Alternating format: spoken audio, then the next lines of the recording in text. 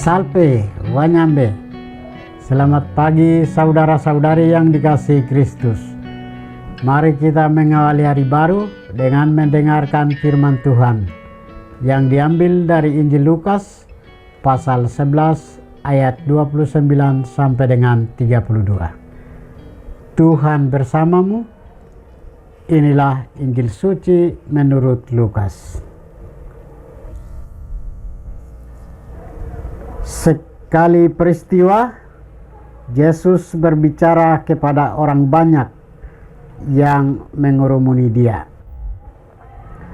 Orang-orang zaman ini adalah generasi yang jahat.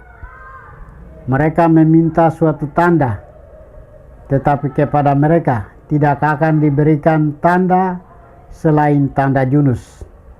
Sebab seperti Yunus menjadi tanda untuk orang-orang Niniwe, demikian juga Anak Manusia akan menjadi tanda untuk orang-orang zaman ini. Pada waktu penghakiman, Ratu dari Selatan itu akan bangkit bersama orang-orang dari generasi ini dan menghakimi mereka juga. Sebab Ratu ini datang dari ujung bumi untuk mendengarkan hikmat Salomo, dan sesungguhnya yang ada di sini lebih daripada Salomo. Pada waktu penghakiman, orang-orang Niniwe akan bangkit bersama generasi ini dan menghakimi mereka. Sebab orang-orang Niniwe itu bertobat ketika mereka mendengarkan pemberitaan Yunus, dan sesungguhnya yang ada di sini lebih daripada Yunus. Demikianlah sabda Tuhan.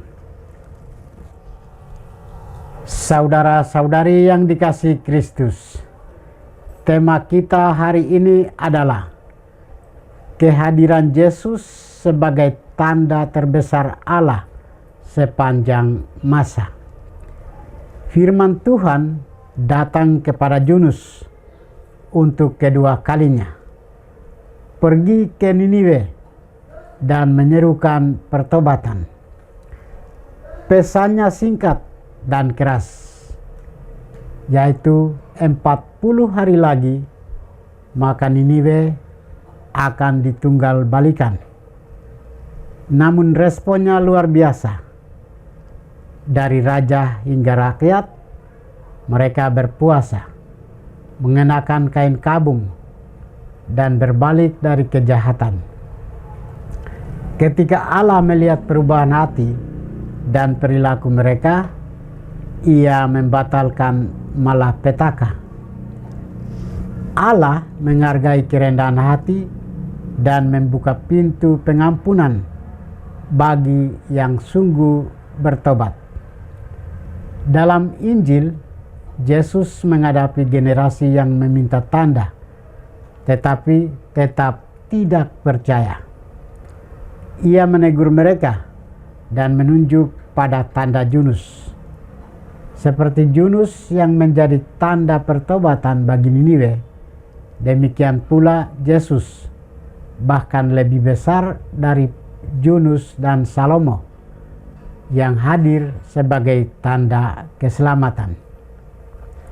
Namun, hati yang keras membuat mereka buta terhadap karya Allah yang nyata di depan mata mereka. Yesus juga menyebut Ratu dari Selatan yang datang mencari hikmat Salomo. Orang luar justru lebih peka daripada mereka yang merasa diri umat pilihan. Saudara-saudari terkasih, bagaimana dengan kita? Masa Prapaskah adalah saat yang tepat untuk kembali kepada Tuhan dengan hati yang remuk redam. Kita berusaha merubah sikap kita dan meninggalkan egoisme, keangkuhan, dan ketidakpedulian terhadap penderitaan orang lain. Di masa Prapaskah ini, kita berusaha juga mendekatkan diri dan bersatu dengan Allah dalam diri putranya sebagai tanda nyata bagi kita sama seperti orang-orang Niniwe. Kita tidak perlu mencari atau meminta tanda, sebab Allah sudah memberikan tanda, yaitu Yesus Kristus putranya. Yesus adalah tanda kehadiran Allah yang nyata dan mengasihi manusia dengan kasih yang tiada batas dan mengantar kita kepada sukacita keselamatan. Marilah membuka diri dan membiarkan Roh Allah terus menjernihkan mata hati, agar kita menjadi tanda kehadiran Allah dan menjadikan saluran berkat dan kebaikan Tuhan bagi keluarga, sesama, dan di lingkungan sekitar kita. Tuhan memberkati kita. Marilah kita berdoa. Tuhan, pagi ini kami kembali naikkan puji dan syukur kepadamu. Terima kasih karena Engkau sudah menjaga kami saat kami tidur maupun bangun. Terima kasih untuk udara sejuk dan segar pagi ini. Kami mohon, bukalah mata hati kami, agar kami mampu memandang kemurahan dan karya-Mu. Rahmatilah kami dengan kuasa Roh-Mu, agar kami mampu untuk bertobat dan memuji serta memuliakan-Mu melalui pekerjaan dan pelayanan kami hari ini. Kristus terang dunia, berkatilah keluarga kami. Jadikanlah kami alat kasih-Mu, dan pantaskanlah kami menjadi hamba-Mu yang setia. Demi Kristus Tuhan dan pengantara kami. Tuhan bersamamu.